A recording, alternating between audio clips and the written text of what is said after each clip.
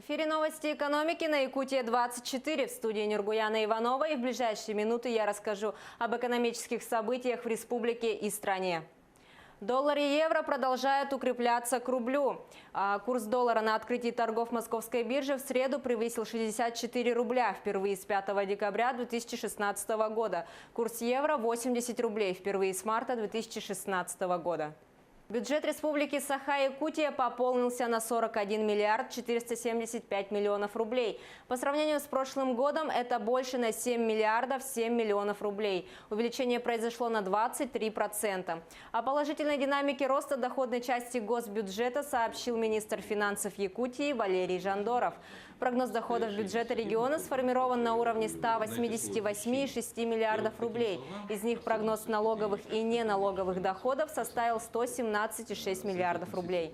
Глава Минфина отметил, что за период с февраля по март средства поступили от субсидий, гарантирующим поставщикам электрической энергии за счет средств Русгидро. Без учета этих средств увеличение произошло на 114%. Компания «Алроса», которая формирует треть государственного бюджета Якутии, в марте реализовала алмазно-бриллиантовую продукцию на сумму свыше 559 миллионов долларов США. В первом квартале 2018 года на мировых рынках наблюдался более высокий спрос на среднее и крупноразмерное сырье по сравнению с аналогичным периодом прошлого года. В марте ощущалось небольшое сезонное охлаждение спроса, тем не менее хорошие результаты аукционов на алмазы специальных размеров обеспечили в этом месяце более высокий объем продаж относительно февраля 2018 года. «Алроса» продолжает поиск возможностей для возобновления работ на руднике «Мир». С этой целью Институт Якут-Днепроалмаз заключил договор с Центром прикладных исследований и инноваций на организацию и проведение соответствующей научно-практической конференции. Темой станет опыт и практические шаги по восстановлению горнодобывающего предприятия после аварии. Конференция состоится в Мирном 20 июня этого года. Напомню, что «Алроса» недавно подвела итоги конкурса на проект по восстановлению добычи на руднике, однако ни один проект не смог занять первое место. А вот в конкурсе, объявленном Федеральным агентством железнодорожного транспорта, выиграла компания «Железные дороги Якутии». Именно она достроит железную дорогу по маршруту Томмот-Нижний Бестях за почти 2 миллиарда рублей. Итоги конкурса подвели 10 апреля. С вводом первой очереди железной дороги в постоянную эксплуатацию провозная способность увеличится до 2 миллионов тонн.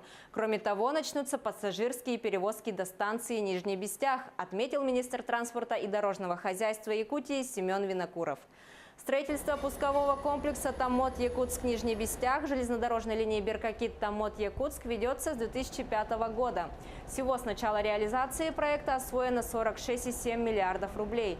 Готовность объекта на данный момент составляет 94%. Компания «Железные дороги Якутии», которая достроит железную дорогу, на днях создала логистическое дочернее предприятие для консультирования грузоотправителей. Компания зарегистрирована 5 апреля в Якутии как 100% дочка железных дорог Якутии. Основным видом деятельности станет транспортная обработка грузов. Увеличить количество банкоматов Сбербанка просят жители Горного района. С такой просьбой в адрес руководства регионального отделения Сбербанка обратилась местная молодежная организация. На весь район функционирует только один банкомат. Он находится в отделении Сбербанка в Бердигистяхе и закрывается уже в 5 часов вечера. Не все магазины принимают оплаты безналичным расчетом, и из-за этого перед жителями отдаленных населениях возникла проблема. Иркутская нефтяная компания намерена разрабатывать нефтяные месторождения в Мирнинском, Ленском и Сунтарском районах Якутии. Рабочая группа из Якутии посетила Усть-Кут, чтобы воочию ознакомиться с деятельностью предприятий на уже освоенных участках. Безработным гражданам предоставляются субсидии для открытия своего дела. Департамент занятости населения выделяет финансовую поддержку. С прошлого года эта сумма повысилась в 2 раза и составила 150 тысяч рублей. В этом году субсидию получат около 300 безработных граждан. С помощью этого они смогут открыть свое дело в сфере услуг производства. Департамент занятости также проводит специальные курсы. Как не стать жертвой финансовой пирамиды и выбрать правильные финансовые механизмы? Этот вопрос обсудили в Якутске на ярмарке финансовых и социальных услуг. В течение дня якутяне могли ознакомиться с перечнем услуг, а также получить консультации специалистов. Немалый интерес у пришедших вызвали лекции экспертов по финансовым пирамидам, а именно, как их распознать, По словам экспертов, самый простой способ сберечь деньги – внимательно читать договор перед подписанием.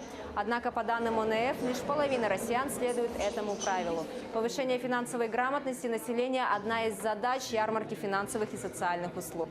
Малый и средний бизнес может привлечь дополнительные инвестиции. Минэкономразвития России внесли изменения в федеральный закон о развитии малого и среднего предпринимательства в Российской Федерации. Законопроект о внесении изменений направлен на увеличение предельной доли участия иностранных юридических лиц в уставном капитале малых и средних предприятий.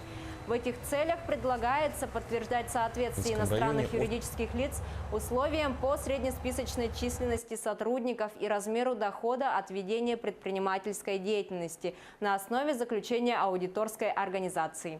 Принятие законопроекта позволит привлекать дополнительные инвестиции в сектор малого и среднего бизнеса, обучать граждан, планирующих начать предпринимательскую деятельность, основам предпринимательской деятельности. Правительство Российской Федерации внесло в Госдуму законопроект о продлении освобождения от уплаты НДФЛ самозанятых граждан до определения их правового статуса.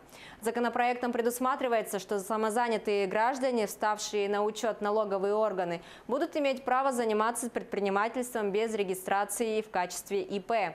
Так предлагается продлить до 2019 года применение действующих в настоящее время положений Налогового кодекса об освобождении от уплаты НДФЛ выплат, получаемых самозанятыми физическими лицами. Это позволит урегулировать вопросы деятельности самозанятых граждан до определения их правового статуса. На этом у меня все. Оставайтесь в курсе экономических событий на Якутия 24.